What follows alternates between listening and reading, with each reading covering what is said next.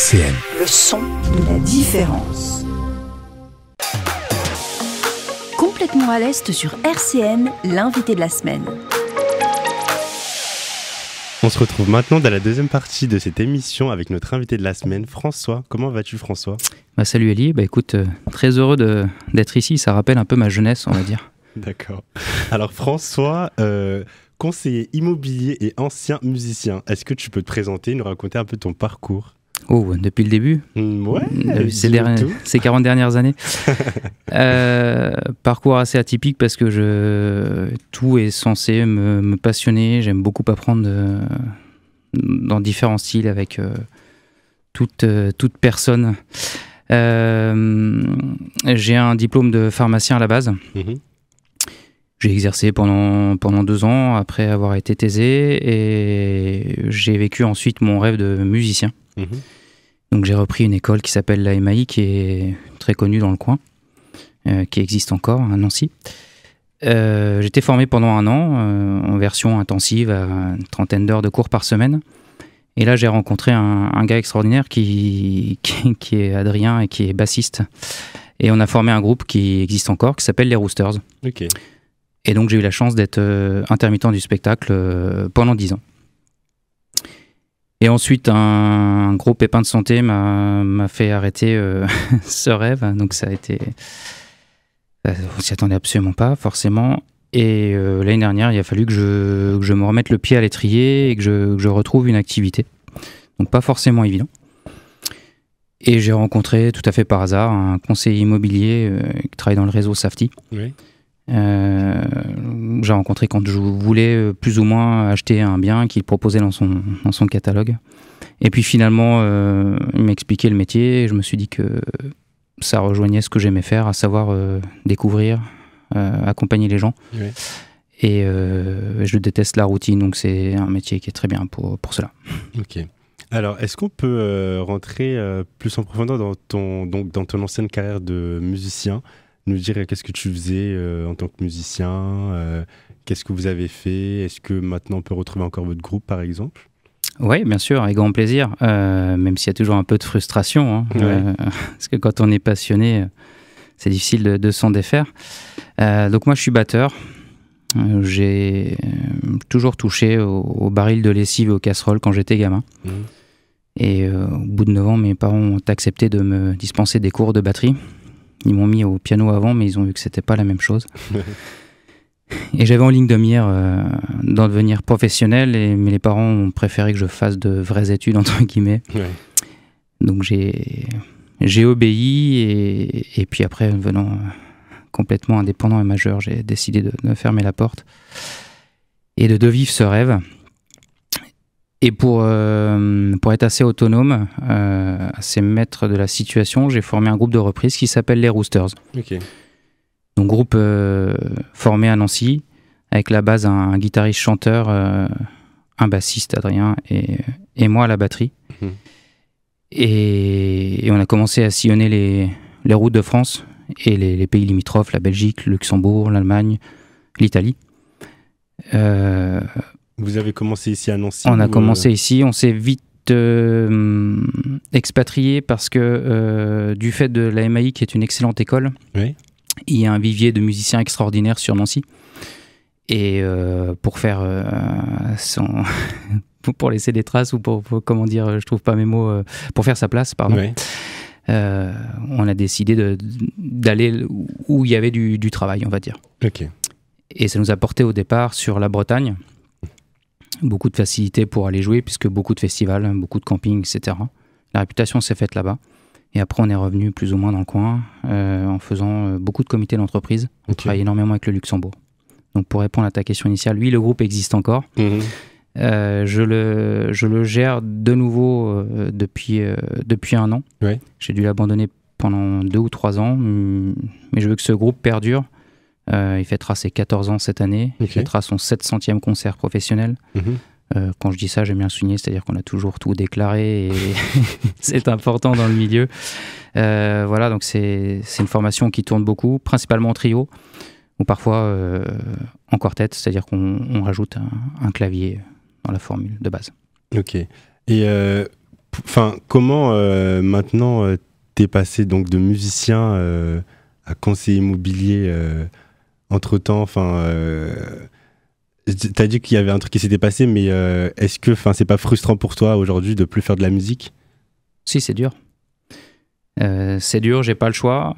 J'ai même du mal d'aller au concert maintenant. Ok. Donc c'est pas évident d'envoyer les gars sur les scènes. Je le fais dans l'espoir de rejouer et aussi parce que j'ai une amitié très forte avec le bassiste. Ok. Qui tourne énormément avec d'autres artistes. Mhm. Le guitariste, c'est aussi exceptionnel, Maxime, qui tourne également avec beaucoup d'artistes. Et j'ai envie que le groupe perdure. Ok. Voilà.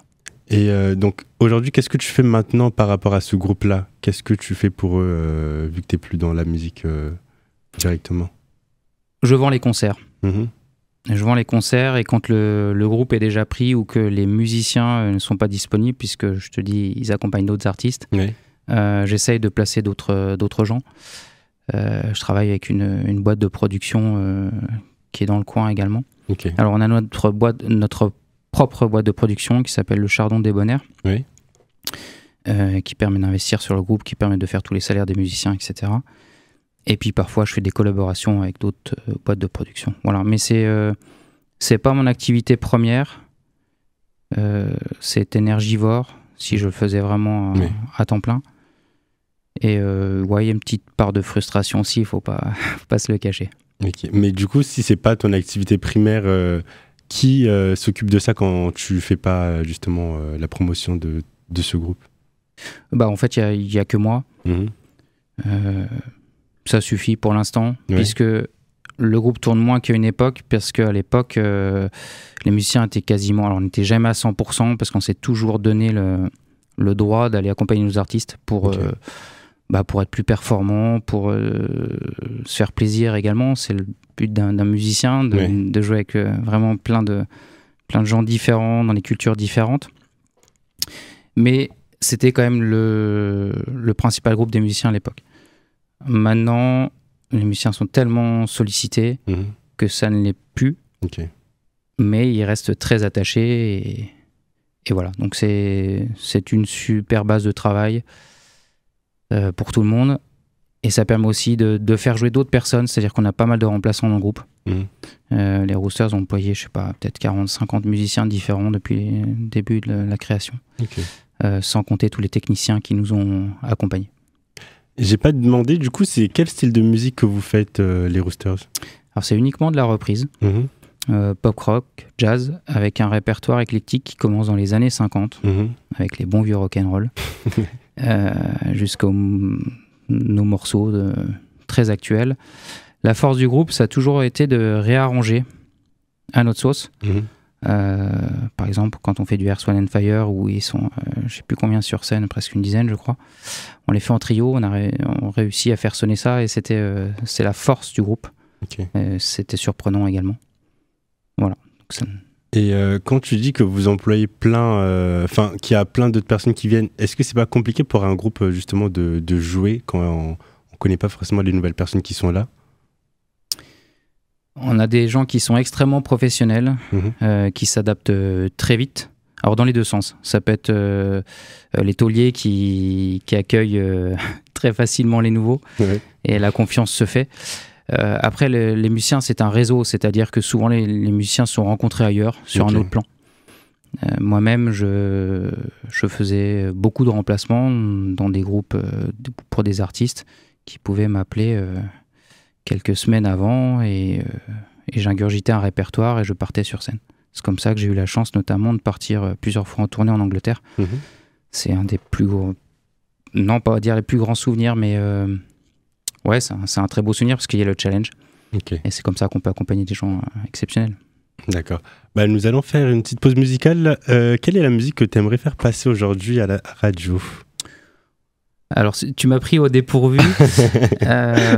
Moi, j'écoute tellement de tout, mais vraiment que ce soit la musique classique, du rap, enfin vraiment dans tous les domaines. Ouais. D'ailleurs, J'ai bossé beaucoup, quasiment tous les styles en musique. Je vais partir sur du funk et ce sera une petite dédicace, on va dire, à mon pote Adrien. Complètement à l'Est sur RCN, l'invité de la semaine. On est avec notre invité de la semaine, François. Est-ce que tu vas toujours bien? Ouais, je tiens le coup. Alors, tu veux nous dire un petit mot sur ce son, donc ta petite dédicace à Adrien?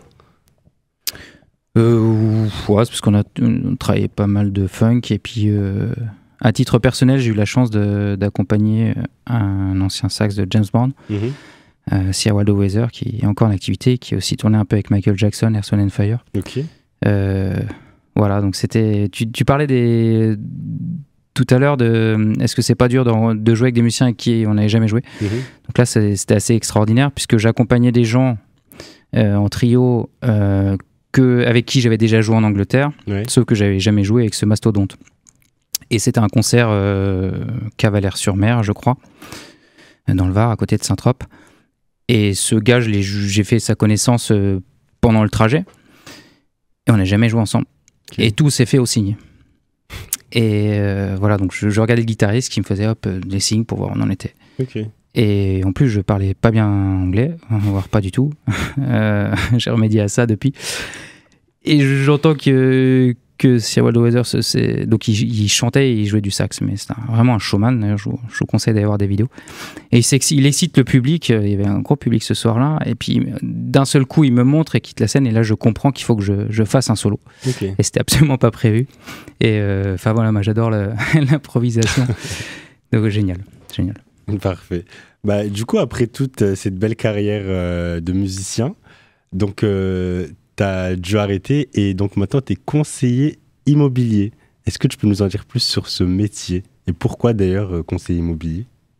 Alors c'est un métier que tout le monde connaît en fait, hein. C'est ce qu'on peut appeler agent immobilier, sauf que moi j'ai pas le droit d'être agent c'est une histoire de carte professionnelle, donc je suis conseiller immobilier. Il y a 3 pans principaux. La transaction, donc j'ai un appart ou une maison que je vends, je fais la location, la gestion locative. Voilà le métier de conseiller immobilier de base. Okay. Moi, je me suis spécialisé dans la transaction actuellement parce que c'est un métier qui est complexe. Alors, tout le monde peut faire de l'immobilier. Oui. Après, pour bien le faire, c'est vrai qu'il faut un peu de temps, je pense, ou du moins pour rester dans la durée. Donc, pourquoi je dis ça? Parce que tu as toujours à apprendre. Et je peux pas pour l'instant faire et de la gestion et de la location, ça me semble pas possible parce que je suis assez perfectionniste. Toi, ça fait combien de temps que tu es dans ce métier-là? Ça va faire 1 an. Ok. Ça va faire 1 an, mais je suis bien épaulé. On a beaucoup de formations dans le réseau, parce que je fais partie d'un réseau de mandataires qui s'appelle Safety, je sais pas si j'ai le droit de le nommer. Oui. On est parrainé, on a un grand esprit d'équipe et j'ai la chance de pouvoir faire des formations quasiment toutes les semaines, ou tous les jours si je veux, puisqu'il y a des e-learning. Et voilà ce que j'apprends au quotidien. Ok. Et comment ça se passe justement là? Comme tu as dit que tout le monde peut faire ça. S'il y a une personne qui nous écoute et qui s'intéresse à ça, comment ça se passe pour se faire parrainer et donc pouvoir un peu rentrer dans ce milieu-là? Alors je vais parler du réseau que je connais, c'est-à-dire le mien. Je ne vais pas parler de mes confrères d'agence, je ne me permettrai pas. Oui. Donc il faut savoir que chez Safety, ça peut être surprendre, on est 90% des gens qui n'ont jamais fait d'immobilier avant d'arriver. Ok. Et finalement, ça fait une sorte de force parce qu'on mutualise les compétences et on peut aller un peu plus loin dans le métier. Tu vois, on parlait de vendre un bien, mais on aime bien faire tout ce qui est autour, c'est-à-dire mettre en relation avec des courtiers, des gestionnaires de patrimoine, des responsables de travaux, des gens qui vont faire en sorte d'améliorer les dépenses énergétiques, etc.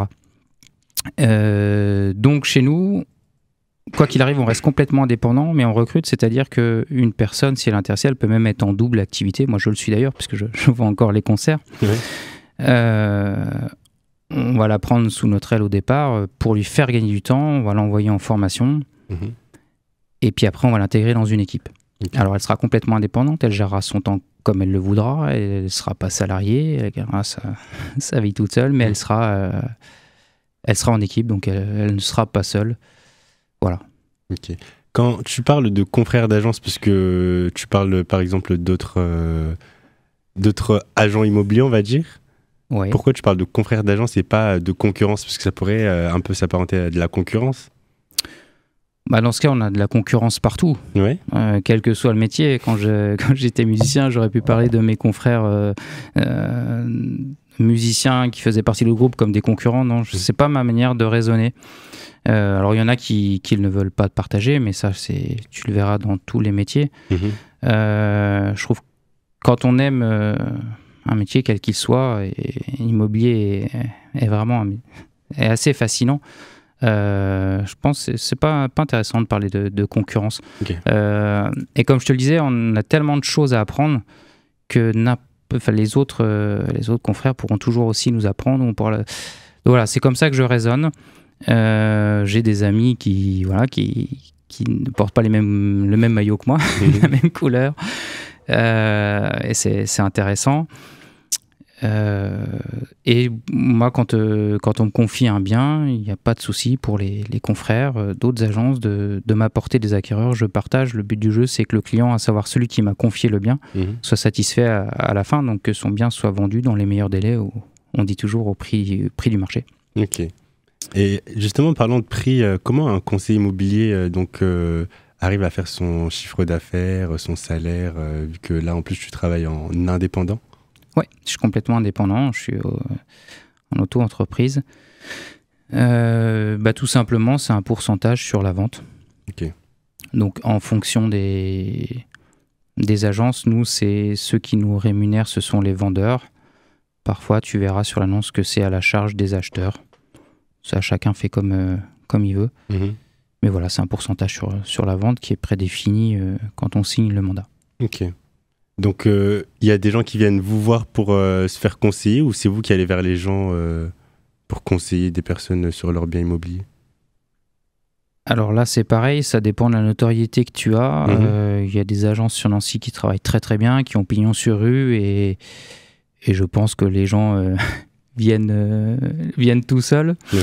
Moi, j'ai pas cette prétention-là. Donc, je suis souvent sur le terrain. J'ai une zone de prospection assez définie.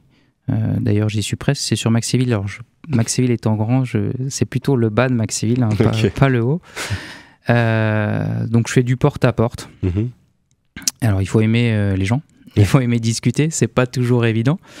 Mais c'est comme ça qu'on se fait connaître. Et puis, de relationnel aussi.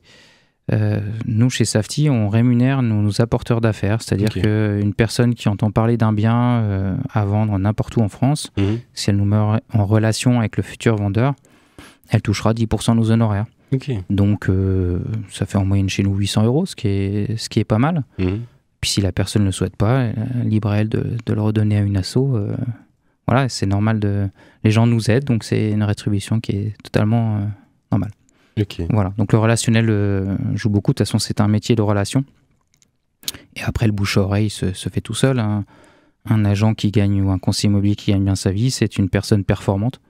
Donc, c'est qu'il a réussi, c'est qu'il est bon. Et voilà, on n'a pas à le jalouser. Tant mieux pour lui. Il mérite ce qu'il a fourni. D'accord, ok. Donc oui, encore une fois, le fait de confrère d'agence, ça rentre dedans, quoi. Exactement. Du coup, tu m'as dit que vous recrutiez. Comment ça vous recrutez en sachant que tu travailles en indépendant, comment vous recrutez et, vous recrutez qui? Alors, tous ceux qui souhaitent faire de l'immobilier, sachant que ces gens resteront complètement indépendants, on veut juste les aider à insérer une équipe. Après, libre à eux de la quitter ou pas s'ils le veulent. On a un système de parrainage, en fait, c'est absolument pas une hiérarchie, c'est juste pour mettre le futur conseiller dans les meilleures dispositions en un temps assez rapide, qui se sentent entourés. Et puis, de toute façon, c'est un métier quand même où l'union fait la force, quoi qu'il arrive. Donc voilà, c'est intégrer des indépendants dans une équipe, c'est assez paradoxal. Mais c'est chouette parce que ces gens-là peuvent faire ce qu'ils veulent tant qu'ils respectent l'éthique du métier et de l'entreprise. Mais après, il n'y a plus de problème d'horaire. Si la personne veut bosser de midi à 18 tous les jours, elle fait ce qu'elle veut. Si elle veut faire une double activité. On a même chez Safety des retraités. On a une personne, alors je ne sais plus de quelle région elle vient en France, mais elle a plus de 80 ans, c'est une personne qui a souffert toute sa vie, qui aimait les gens. Et il y a quelques années, elle dit bah tiens, je vais rentrer chez Safety. Et elle s'éclate. Et je crois qu'il y a une anecdote comme quoi elle a pu se payer en fin des vacances dans sa vie au bout de presque 80 ans. Et ouais, c'est émouvant. D'accord. Tout en s'éclatant et comme quoi il n'y a pas d'âge. Ok. Quand on aime ce qu'on fait. Il y a des gens qui se restreignent quand même par rapport au fait de travailler en indépendant. Qu'est-ce que tu pourrais dire sur ça pour une personne qui aimerait se lancer mais qui a cette contrainte-là de travailler en indépendant avec l'auto-entreprise c'est ça, l'auto-entreprise? Ouais, on peut, ouais. Alors c'est un statut l'auto-entreprise. Après, tu peux être en société, ça dépend. Mais c'est vraiment le mot indépendant qu'il faut garder. C'est vrai que ça peut faire peur. Il faut être autonome, quoi qu'il arrive. Il y a des gens qui n'ont pas envie et qui ne peuvent pas parce qu'ils ont besoin d'être cadrés par des horaires. Et heureusement qu'il y a aussi des gens comme ça. Autrement, si on était tous indépendants, ça ne fonctionnerait pas. Moi, j'associe l'indépendance avec la liberté. Okay. La liberté parce que déjà, il y a les histoires d'horaires, les histoires de vacances. Quand tu as un enfant qui est malade, finalement, tu peux rester avec lui. Et puis après, la liberté financière. Tu travailles pour toi. Oui. Et la récompense, tu l'as pour toi en entier. Voilà. Après, il y a des gens qui préfèrent être salariés, qui préfèrent avoir un fixe, sécurité. Ça se comprend également. Quand on a une famille à nourrir, on n'a peut-être pas forcément les capacités de se dire bon tiens, pendant un an, je vais peut-être rien ramener à la maison. Voilà. La souplesse du métier fait que, encore une fois, on peut être en double activité. Oui. Alors, c'est pas non plus forcément évident, ça dépend quel métier tu fais à côté. Parce que le métier de conseiller immobilier est énergivore quand on veut bien le faire. Okay. C'est être à la merci des gens, enfin, la merci, être au service des gens, pardon, c'est mieux dit.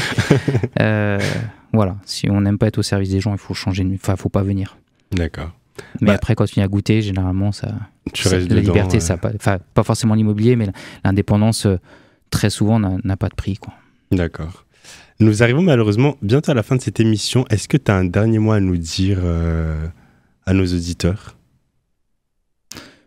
Que ce soit par rapport à la musique ou le fait d'être indépendant, quel message tu aimerais faire partager tout simplement aujourd'hui? Comme j'aime bien rencontrer des nouvelles personnes, tu pourras laisser mon contact si jamais les gens veulent dialoguer. S'ils ont des questions, ce sera avec grand plaisir. Encore une fois, ce n'est juste que mon expérience. Okay. J'ai aucune prétention par rapport à ça. Et je me dis que quand il y a une personne qui me contacte, je vais autant apprendre d'elle. Okay. Donc c'est ce qui me plaît. Je vais revenir peut-être sur le groupe Les Roosters, que vous pouvez retrouver sur www.lesroosters.net. Okay. Avec les futures prestations dans le coin. Alors, on fait beaucoup de soirées privées, beaucoup de comités d'entreprise. Mais peut-être que vous trouvez votre bonheur sur une scène. Voilà. Et puis si les gens se posent la question sur le métier de conseiller immobilier, je suis à leur écoute et c'est avec un énorme plaisir qu'on prendra un café ensemble, plus si affinité. D'accord. Alors, est-ce que juste tu peux rappeler tes réseaux sociaux, s'il te plaît? Oui, on me trouve classiquement sur LinkedIn, Facebook. Alors, comme je suis un peu plus vieux que toi, Ellie, je suis un peu sur Insta, mais je suis pas réactif alors que je travaille là-dessus. Autrement, j'ai mon Google Business, François Cossin, CO2SIN, Safety, SAFTI, pardon. D'accord. Voilà. Merci beaucoup, c'était un plaisir de t'avoir reçu aujourd'hui. C'est un grand plaisir de refaire de la radio. Je vais revenir très vite, je crois. C'est parfait. Je vous remercie d'avoir écouté cette émission et puis on se dit à la semaine prochaine pour Complètement à l'Est.